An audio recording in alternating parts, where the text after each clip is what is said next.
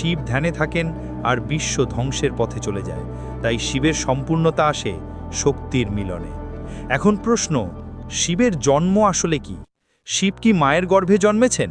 না, শিব জন্মান মানুষের হৃদয়ে। যখন মানুষ অহংকার ছাড়ে, লোভ ত্যাগ করে, ক্রোধ জয় করে, ধ্যানে বসে, তখন সেই হৃদয়েই আবির্ভূত হন মহাদেব।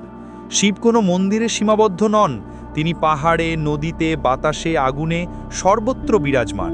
আপনি যখন কষ্টে ধৈর্য ধরেন, সেটাই শিব। আপনি যখন অন্যায় থেকে সরে দাঁড়ান, সেটাই শিব। আপনি যখন নিজেকে জয় করেন, সেটাই শিব।